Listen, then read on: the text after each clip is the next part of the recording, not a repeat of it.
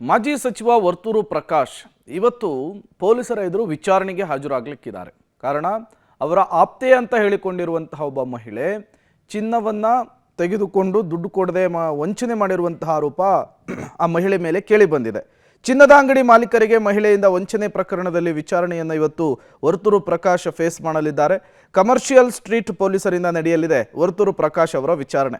ಈಗಾಗಲೇ ವರ್ತೂರು ಪ್ರಕಾಶ್ ಅವರಿಗೆ ನೋಟಿಸನ್ನು ಕೊಟ್ಟಿದ್ದಾರೆ ಪೊಲೀಸರು. ಶ್ವೇತಾ ಎಂಬ ಮಹಿಳೆಯನ್ನು ಬಂಧಿಸಿದ್ರು ಕಮರ್ಷಿಯಲ್ ಸ್ಟ್ರೀಟ್ ಪೊಲೀಸರು.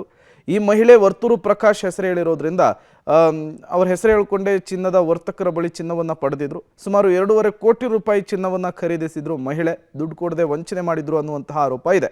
ಚಿನ್ನ ಪಡೆಯುವಂತಹ ಸಂದರ್ಭದಲ್ಲಿ ವರ್ತೂರು ಪ್ರಕಾಶ್ ಹೆಸರು ಮತ್ತು ಅವರ ಅಡ್ರೆಸ್ಸನ್ನು ಕೊಟ್ಟಿದ್ರಂತೆ.